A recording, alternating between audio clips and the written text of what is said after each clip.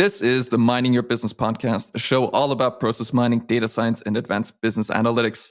I am yet again Patrick, and with me, as always, my colleague Jakub. How you doing? I'm doing fine, Patrick. Hi. Today's episode is all about the people behind the process and the steps you can follow to achieve process excellence. Here to give us the rundown, Mirko Kloppenburg, head of methods and tools of Lufthansa and founder of New Process Lab. Let's go.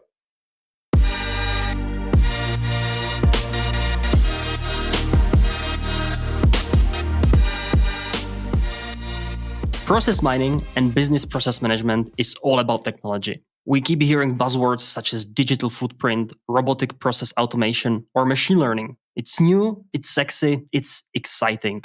Sometimes, however, we keep forgetting that behind all those processes, there are still people, human beings who take decisions and are directly impacting all the processes. To talk about the people behind processes and how not to leave them behind or throw them overboard is here today Mirko Kloppenburg from Lufthansa, founder of so-called New Process Lab, where the people, not the technology, play the main role. Mirko, welcome to the show. We are very excited to have you here. Yeah, thank you very much, Jacob. It's a pleasure for me to be here, and let's see what I can provide to the community in this. I'm sure you will provide a very exciting value. And this is a topic that we really never discussed before. We are usually overfixed at the technology, as both me and Patrick, we are data scientists. So that's all we do. So I guess it will be a very interesting discussion. But before we get to that point, Mirko, you currently work as a head of methods and tools at Lufthansa in the department Process Excellence. Can you tell us a bit more about what does it even mean? Yeah, that's a very good question. So what my team and I are doing is providing methods and tools for process excellence to the whole Lufthansa group. So we are operating a tool to document processes with a strong focus on the employees already. So we are describing all the processes of the group for the employees, so not for a technical perspective. So there is not the plan to generate code out of what we map. It's more just for the employees so that they know what and how to do it. And to do this, we are also the ones who design the process of process management or the process excellence process for the Lufthansa group. So the people in my team are working as so-called process architects on the different parts of the process, starting from taking the strategy and designing the right processes to fulfill the strategy. And then there's a lot about thinking on how to implement these process changes then and train the people and operate the overall system for the group. That's basically it. And we try to do on our own, for our own process, what we tell all the process owner out there, what they should do for their business processes.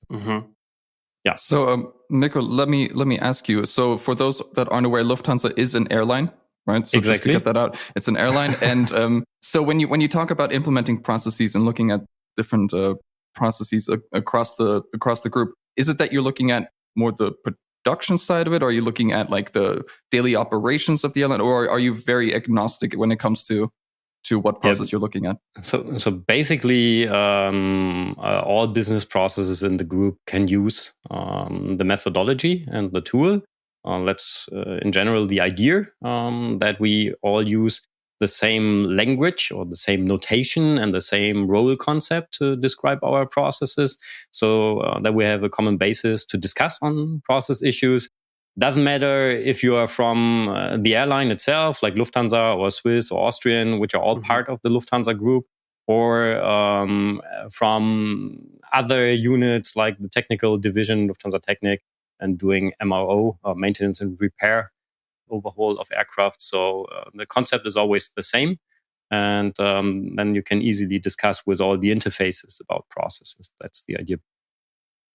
What does the process be, or what does really that framework look like? So you say it's heavily or more people focused than really the technology behind it. So I'm actually interested, what does it look like when you say that anybody can use it?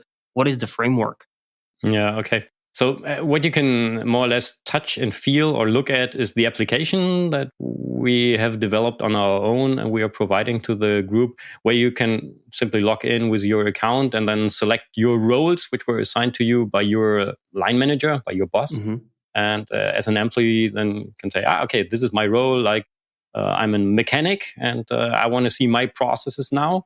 And then you can easily access these processes and see the process descriptions, which are in our case not comparable to BPMN 2.0, for example, because we're using a very simplified notation with swim lanes and roles, and they always fit to the screen, so you don't have to scroll back and forth.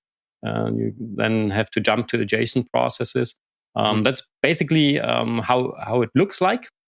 So within the processes, there are the roles and activities and decisions. And as an employee, you then click onto one of these activities, and that opens up an info box with detailed description of how to perform this and that process. So that's the idea of the system. And there is an overall framework with a role concept of having process ownership and process architects and so on, how to operate, manage, and improve the processes then.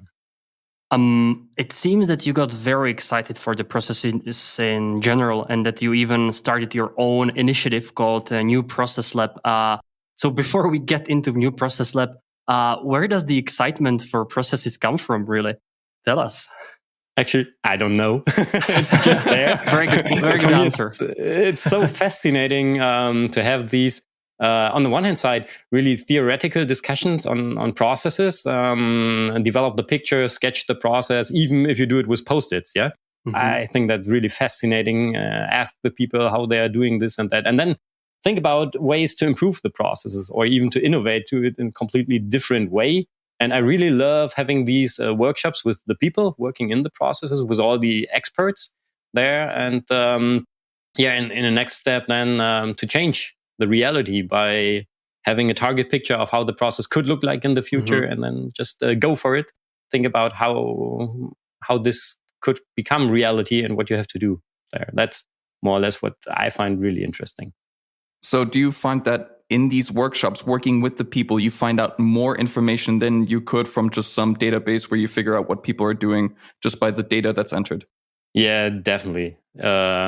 It's so fascinating to sit together with the people, if it's allowed, in one room and ask all the questions until you really understand what they are doing and how they are doing this. And if you're working as a process modeler and you're mapping the process and asking all these questions, in the end, suddenly the process picture really makes sense. And that's the moment where you then say, okay, now I understand what you're doing, and it definitely makes sense. And I love this interaction with all these experts. With regards to Lufthansa, some of the guys are there for more than 40 years working, so they are longer in the company than I'm old. And this is really cool. Yeah, it happens very often to us as well, meaning that we are under 30, so very often happens that too. These days doing workshops is still a bit different, so I guess that the interaction is not really there, but hopefully it will be there back soon. So you started this New Process Lab. What is it? How would you describe it to someone who hears about it for the first time? Yeah. Actually, I was already thinking about the topic for 2 to 3 years until I started, but there was never the time to really step a little bit back and rethink what I have been doing for the last nearly 20 years. But then, unfortunately, COVID hit us really hard as Lufthansa Group, and we had to go to short-time work. And that's where I won some time for myself to think about what I've done within the last years. And I've also been running a new work project within the company, to work on the culture and so on. And this was also quite interesting, doing all these cultural workshops with the colleagues there. And I tried to combine new work aspects and business process management. And this is how the term New Process was born. To come to a more human-centric mindset in BPM. To be honest, in my world, there was in the past a lot of discussions on FTEs, budgets, how to get the money to run the projects. Higher, faster, further has always been the motto, so to say. And often the people were not really in the focus of what we were doing. And for me, I think it's really now the time to rethink this approach and to get to a more human-centric approach there within process management as well. And there are a lot of fascinating aspects. And just yesterday, I had a workshop on that and discussed it with other enthusiasts on that. And that's quite interesting to bring those both worlds together. Okay, could you somehow briefly explain us the differences between what would be considered the previous way of the processes or the business process management and now your new approach? What would be the differences? What would be the common topics over that? Yeah, that's really good because in my point of view, there is no old process versus new process. So it's a combination of both. So what we know from the past, all these mature methods, starting from mapping processes in specific notations, talking about how to implement these processes, all these Lean, Kaizen, Six Sigma methods that are out there, they are all valuable and should be applied. But in addition to that, I think we have to take a stronger focus on the human aspects now. And that's how new process was invented.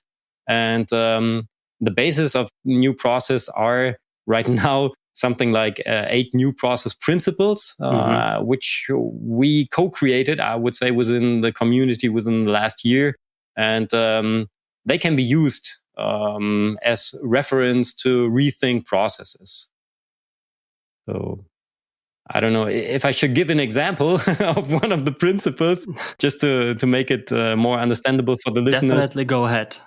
Yeah, so I think one of the interesting ones is to trust the people working in the process. So this is something, if you look into the past, you will find purchasing processes with several approval steps for sure. So whenever you want to buy material as an employee, you needed the approval by the line manager, by the purchasing department, by the controlling. But why?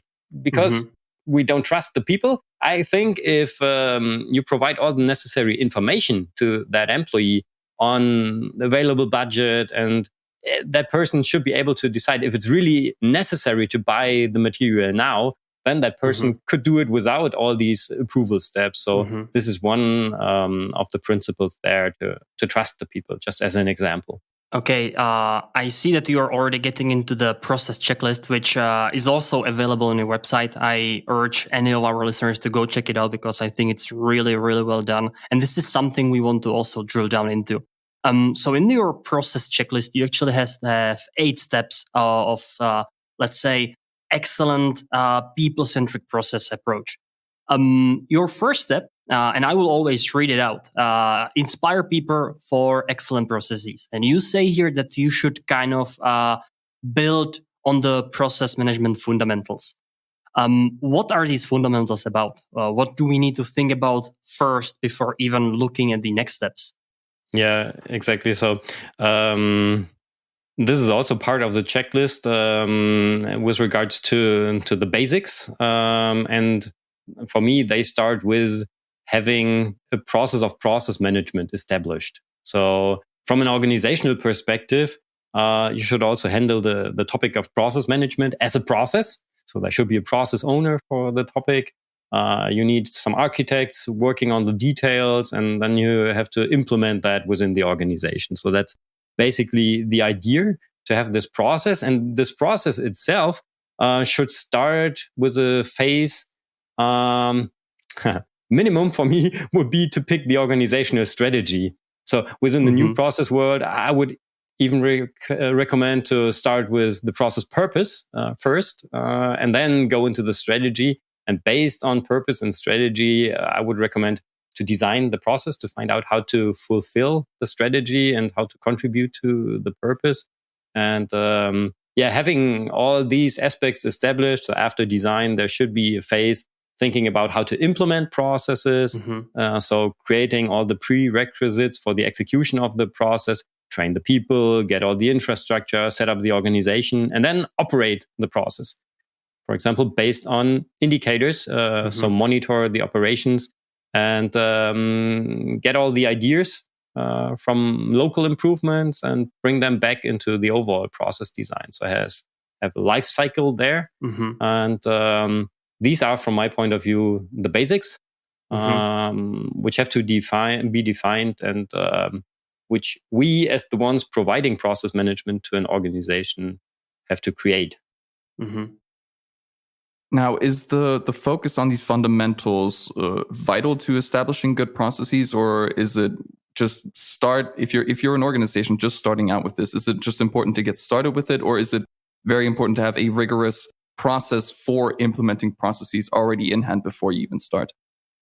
I think it should be the first item on the list to think about, because you should act as a role model. You cannot tell the people out there being responsible or even accountable for the business processes, please manage your processes in a structured way. And you're not doing this for your own process. And in the end, what you are doing with this process of process management, there is an essential element of implementing this. So you will have to train all the process owners of the business processes out there.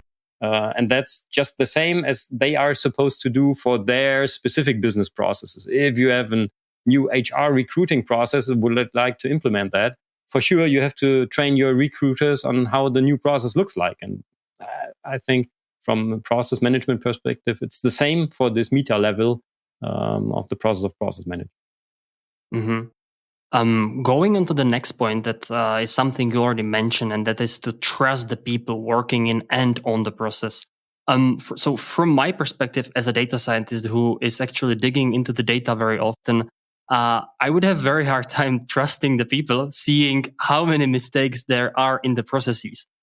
Be it like manual touches at the point where the manual touches should not be even allowed, to just mistakes and these kind of issues. So how would you even persuade a technical person like me to trust the people and not have, let's say, automation do the heavy lifting? That's really interesting, because this brings both aspects together. Like, I stopped explaining that example, and I did not say, trust is good, and maybe from an organizational perspective, you may make some checks afterwards. So for me, that's okay. But you can still speed up the process if you trust the people and set up a very lean process without all these approval steps. And that, for example, one thing where process mining comes into the game. I think that's where you are quite deep into the topic. And you can do all these analyses afterwards. So as a process architect, it's really interesting to look onto the data of the process and find out if the process is executed in a way it was supposed to do. So for me, that fits both together, and there is no contradiction within that. Do you think that for some people, trusting them requires some sort of prerequisite, knowing kind of what the field that they're in and how deep they are in the knowledge to be able to get more and more trust in what they are supposed to be doing? And if so, is that just not another form of control in that sense, that the more a person has experience, the more trust? For example, in your budget example, the more they are in the organization, the more budget they get, which is another form of another control mechanism in that sense.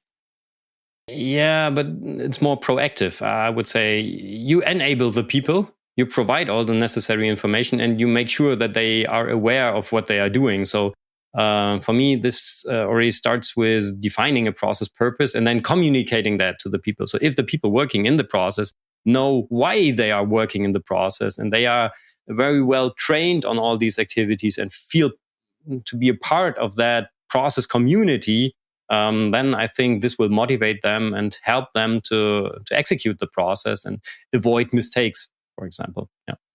Mm-hmm. So it's all about the knowledge, telling them, enabling them to be able to be trusted in with the processes that they are doing. Yeah, exactly. Yeah. So thinking about measures on how to enable the people, how to train them, it's also an essential part of the new process aspects from my point of view. So within the implementation phase, there as a process owner or process architect of a specific business process, you should think about how can I enable my people? How can I train them to execute the process? And that's very important. Yeah, part of the change and the overall transformation then. Mm-hmm.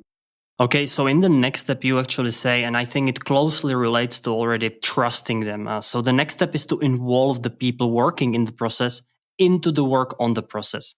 This is a nice play of words. Can you explain what does it actually mean? Yeah, so what I've experienced in the past quite often is that there are some process architects in their office and they think about how the process could be improved without talking to anyone working in the process. And they just think, okay, I know how to do it. I just write down the process and then I send out an email and that's enough.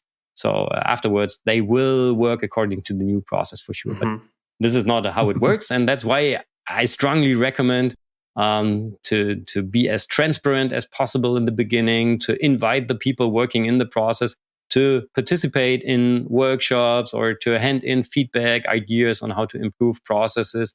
And then let's participate them in this process design activities and let them help to improve the processes.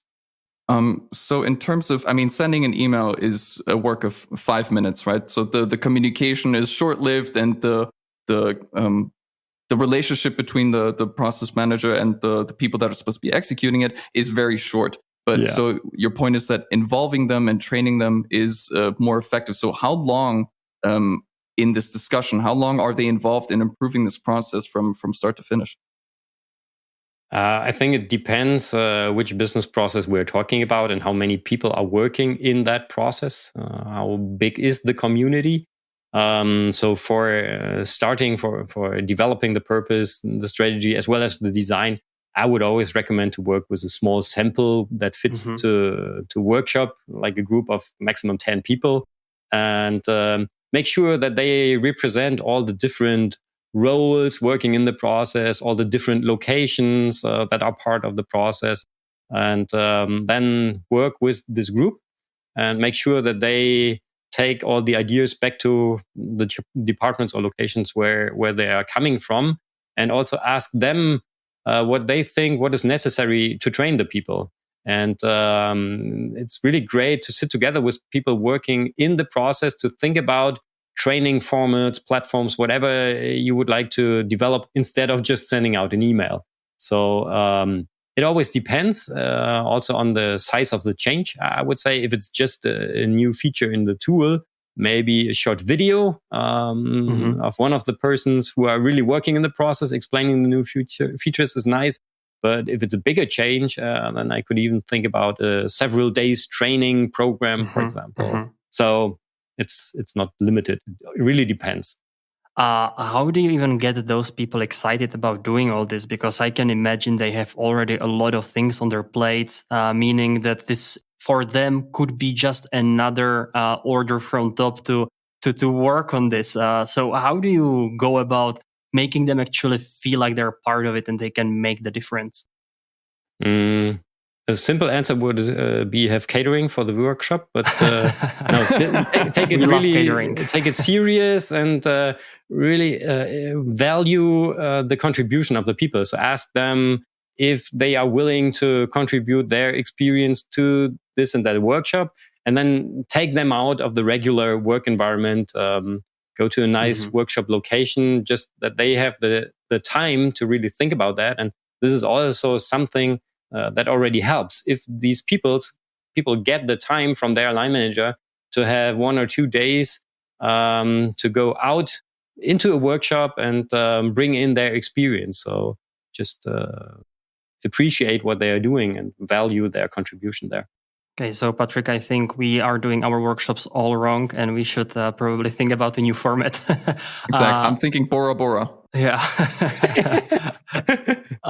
Mirko, do you actually have a real life example from your experience when somebody from the company, from someone who is working on the process, would step up and tell, okay, so this is something that I think needs to be improved, and you actually listened to this voice and did the improvement, which actually yielded some results? I think for sure there are good examples out there. Unfortunately, I'm just the one working on the process of process management. So where I have real experience is just this process on the meta level. But yeah, even there on this meta level, what we are doing, for example, within the Lufthansa Group is to invite all our process modelers from all over the world once a year to a training facility that we have south of Frankfurt, and sit together with these people and ask them for their ideas for process improvements.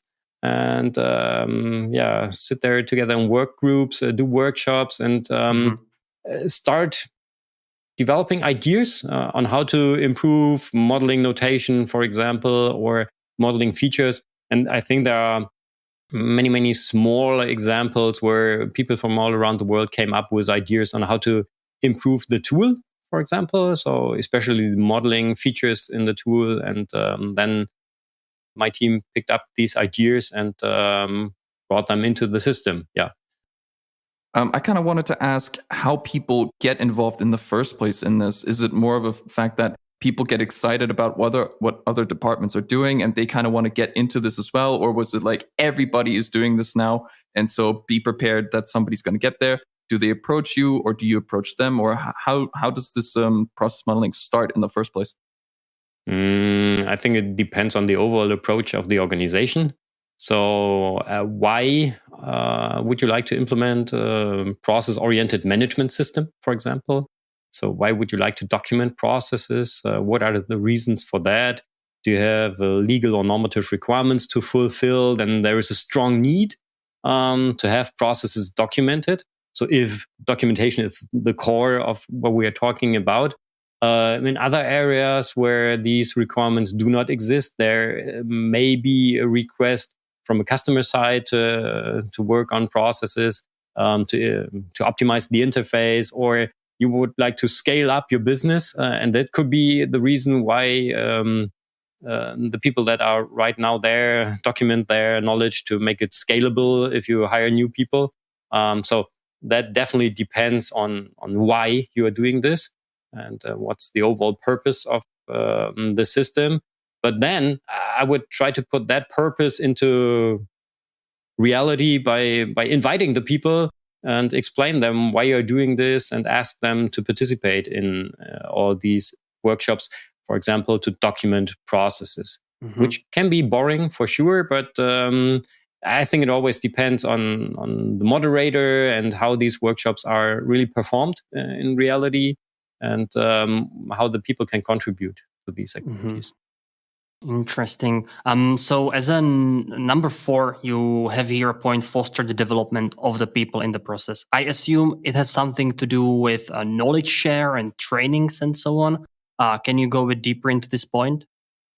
Exactly. So that fits to what we just said, was not just send out an email to tell the people, here's the new process, and just go for it. I would recommend to sit down with some of the people working in the process and to think about measures on how to foster the development of the people working in the process. And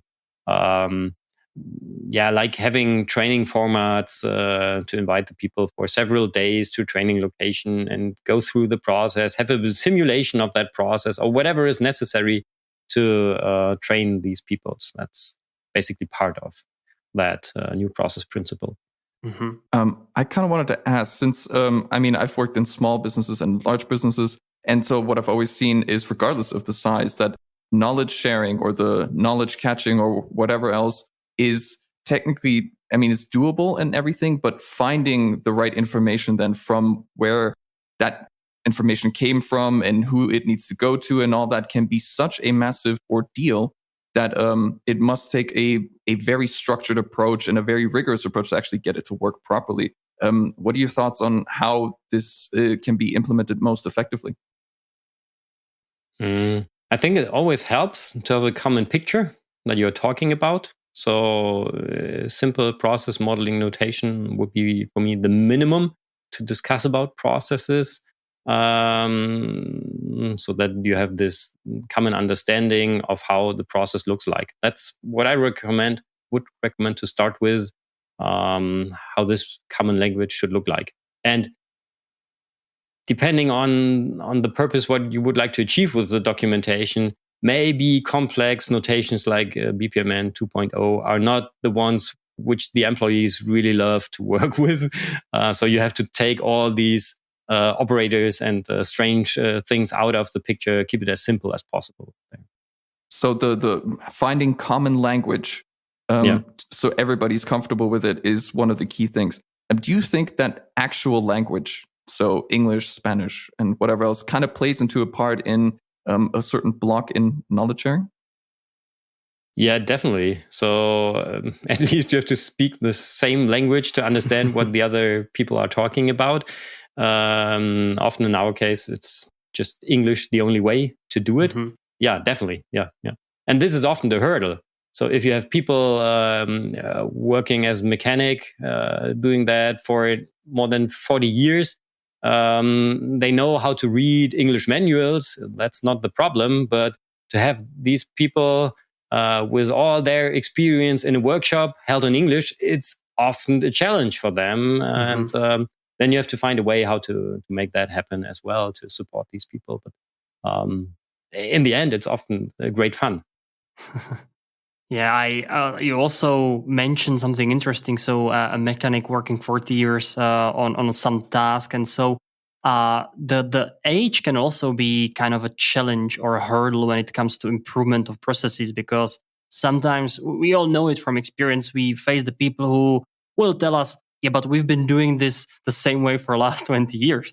And then you have to really tell them, yeah, that this is possible, but there is a better way that eventually everyone will be happier about. Yeah. That's true. And I know these kind of examples where process owner says to me, Mirko, we've been doing this for 10 years and we'll do it exactly the same way the next 10 years.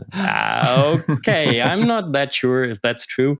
But I think it doesn't depend on the age of the people. So I know a lot of people which are very experienced, working quite a long time in that area, and are still so innovative, bringing good ideas and are open for improvements there. So I think doesn't matter the age.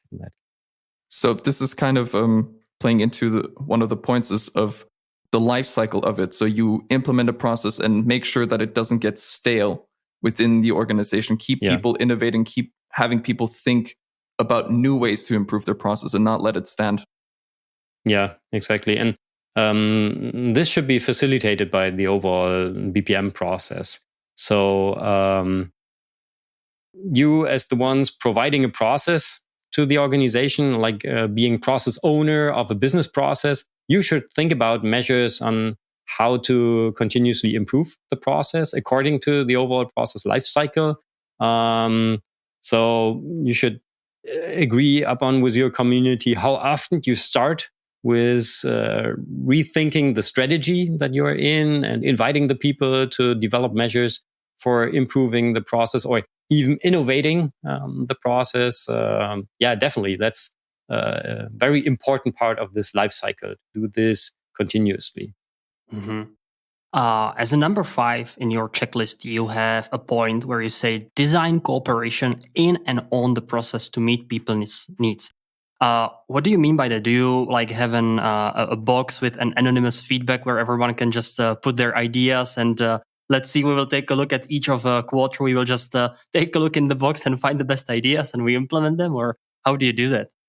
No. It's way more structured to approach this aspect. So for sure, feedback is always good. Also to have an anonymous input channel there to get feedback from the people working in the process and integrate that to the development of the process. But with regards to this new process principle, it's more or less some kind of super weapon, which I discovered a few years ago when we redesigned the office layout in which we were working in. Mm-hmm. So there we had a closer look onto the process which we were executing. And we thought about how do these roles really interact? And is that reflected, for example, by the space we're living in? Like who sits together with whom in the office, and do they have the equipment that they need? Like for modeling, it's always good to have two screens there. And we had a lot of offices without two screen setups. So it's really simple to think about these infrastructure things or offer smaller think tanks where they can go for smaller meetings or have deep work areas if they really have to think through things there. So this is part of take the needs of the people into account when designing the process and create the reality that they need. Space is just one example. Another one would be tools, like which communication tools they are using. And the third one is with regards to communication flows. How do they communicate? Which meetings do we establish along the process to facilitate communication? So really talk to the people, ask them what they need to execute the process. That's part of this fifth new process principle you were just referring to. Now, in terms of the new working from home type of setup that a lot of companies have, did this kind of throw a wrench into a lot of the established processes, or in these cooperation and these working in these spaces that where people were supposed to work together? Did that kind of throw a wrench into those plans, or how does that new setup now look? Yeah, so their space is still important with regards to the home office setup. So like modeling as one of the remote activities of the people in my department can be easily done remote. So it's not so nice to do it online as you can do it in one workshop room, for example, but it can be done to map processes in online sessions. And then you should have the right setup equipment for that. So that aspect is still there. And even more important from my point of view is to think about the communication between the people. So facilitate that. If you are the process owner, architect working on the process, think about ways to facilitate the communication, invite the people on a regular basis to meetings to discuss operational issues with them, for example. Or if you're the line manager of the people working in the process, then think about ways to facilitate the communication of the decentralized people out there, bring them together in online meetings, or even try to bring them together physically once upon a time.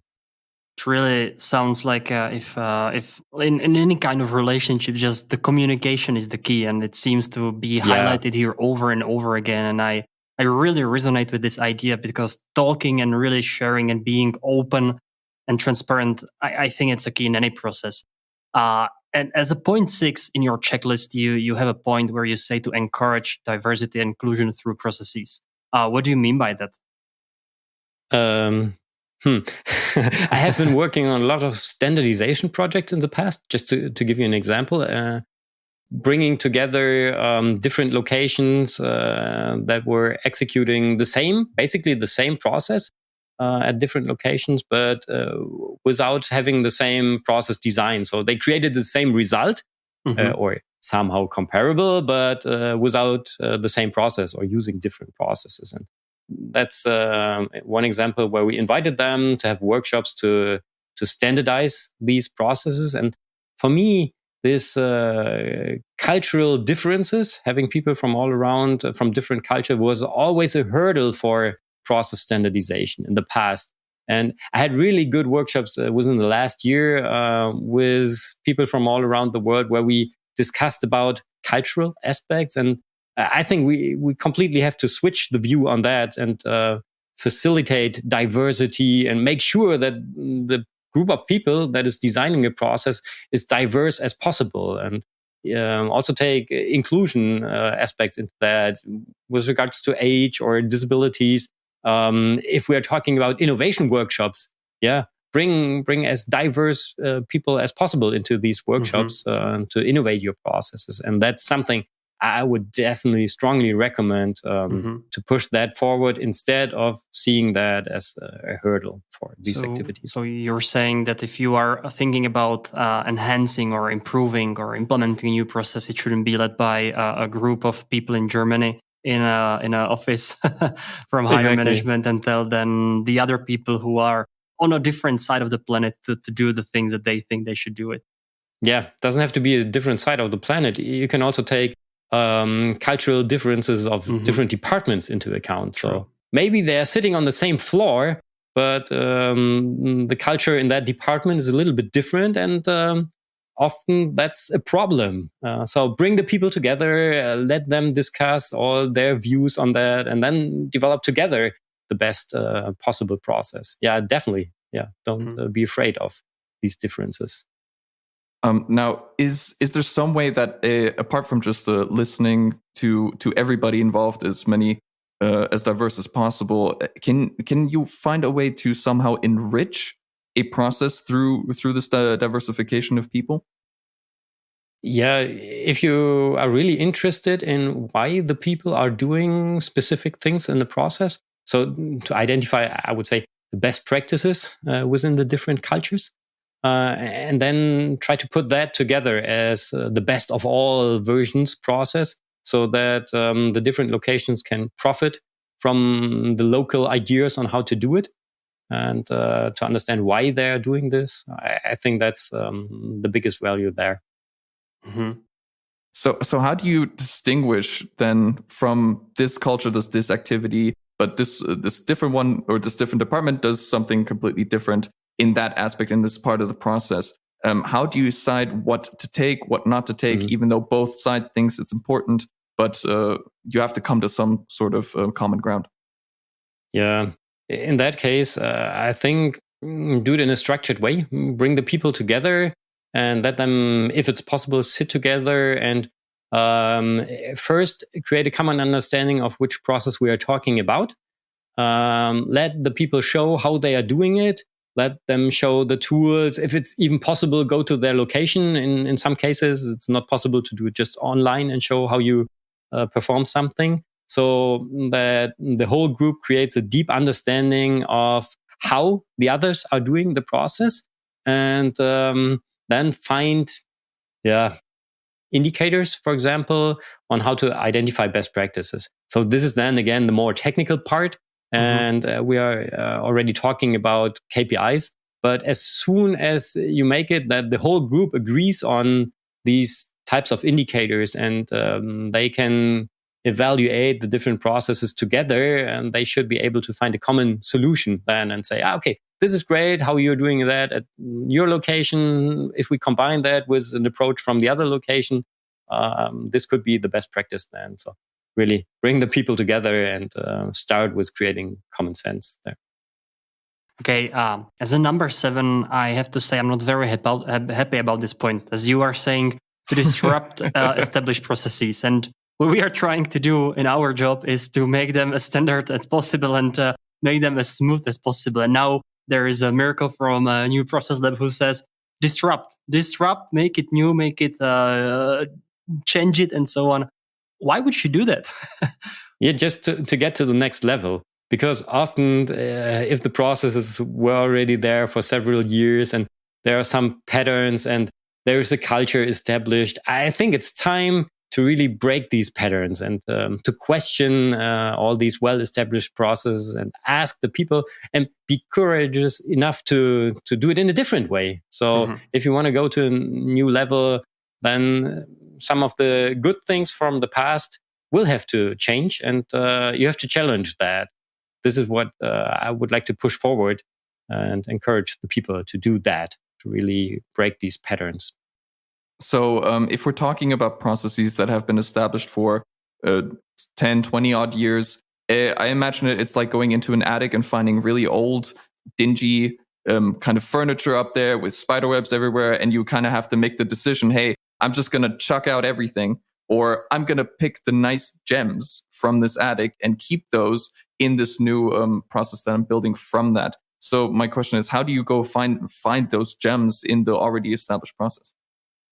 I think that really depends on the process itself. So if it's a process which is highly influenced by IT, so often developed for years or decades, or in some cases, it's really hard to disrupt this process. There you have to be very careful setting up a new system and then migrating to another world.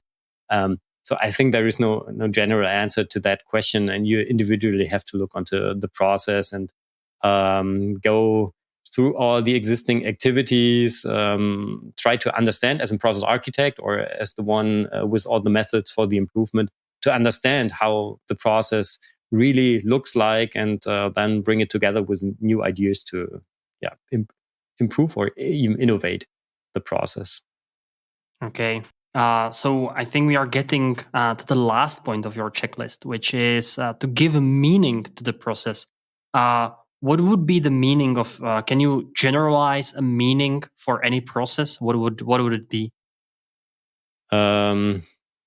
It's simply the answer why a specific process exists. So what is it good for? Not just from a strategical perspective, but even from a higher purpose perspective. What can this process contribute to society, for example? So maybe a little bit spiritual and spooky for some of the more technical guys out there. But if you would like to motivate the people, jump out of the bed every morning, I think there should be a higher reason why we are doing that. And that's something you can, in a very structured procedure, develop as a so-called process purpose together with the people from working in the process, taking the outside perspective as well as the inside perspective of the process into account, pick up the values of the people working in the process, and then try to develop a purpose statement that contributes to the overall purpose of the organization. It's really advanced, I would say. That's because it's the last item on the list, because the other ones are quite easy. But if you would really rethink your process, then start with the purpose. And that's for the advanced guys out there. I mean, I would also think that finding the purpose in any type of activity, and especially larger and fairly large organizations, can be extremely tricky. Because at that point, working in a company of 50 to 100,000 people, you're a cog in a big machine, and figuring out exactly what your activity contributes to the overall machinery can be a very, very daunting task. So, I mean, how do you even start? Yeah, I think there it's very important within this overall purpose discussion to differentiate between different types of purpose.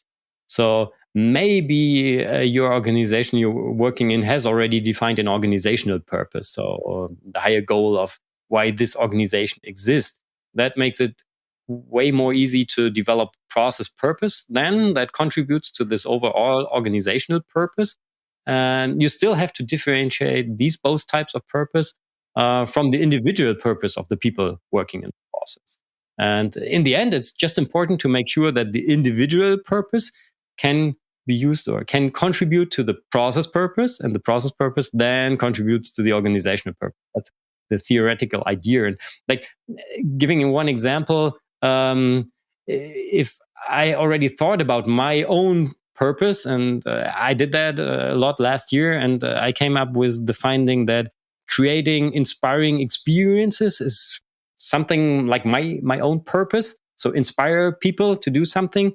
This is quite good if you are working in a process where you have to think about training measures, for example. Yeah, and this is how I personally can contribute to the overall process of process management as well, because there enabling the people is a very important element. So that there is a match, and I'm quite happy with that. And this is what you have to fulfill for all the other individual purposes in the perfect world, and everything is fine. Awesome. Patrick, I think we have to look for our purpose also a bit. But before wrapping up the episode, Mirko, let's imagine that there is some, let's say, higher management or someone who has actual power over a certain process. And they would like to, let's say, roll out your ideas, at least to a certain degree, would there be some tips or like a hint, a to-do that they could easily start right away and that could yield some quick wins on the beginning already? I think this always depends on the maturity of the company or the area we are talking about. That's why I developed this checklist, which you already mentioned. So this can be used to evaluate where you are right now with your process and to get ideas on which parts to start. If you have the chance, I would always recommend to start with thinking about the process purpose. So if that's possible, to take the time and use that then as a guideline throughout the overall process. So if you know the purpose, then next step would be to think about the strategy and then define or innovate the process you would like to implement. And always refer back to the purpose, which was defined in the beginning. Even within the execution of the process, the employees then can think about, okay, now I have to make a decision and I'm not 100% sure. Why do we have this process? What's the purpose? And okay, now I know how to make that decision. So that's the idea, basically, of knowing the purpose. And that's why I would recommend to start with the purpose then, if it's possible. Okay, then Mirko, I think it was a lovely discussion. Before we wrap it up completely, where can people go find out more about you and what you're doing? newprocesslab.com is the address I can recommend, or just follow myself on LinkedIn. I would say that's the primary channel which I'm using to communicate with the community. There's a great BPM bubble on LinkedIn right now, which is really interesting to see all the cool contributions of the different players out there. So this is what I recommend. Join the discussion there and follow the people, and also bring in your ideas. That would be great to make this bubble a little bit bigger than it is now. Sounds great. Let's make business process management great again. Yeah. Okay, then Mirko, thank you very much for coming to the show. To all you listeners out there, thank you for listening. As usual, you can write us an email on miningyourbusinesspodcast@gmail.com. If you want to listen to us, you can just hit the website, miningyourbusiness.com. We are on Spotify, Apple Podcasts, Google Podcasts, just wherever you can go and listen to media. As usual, we are happy for any feedback whatsoever. If you like us, rate us on Apple Podcasts. And as usual, stay tuned for more of process mining world and business process management. Mirko, Patrick, thank you very much for today's episode, and talk to you later. Yeah, thank you very much. Thank you. A great pleasure. Bye-bye. Bye-bye.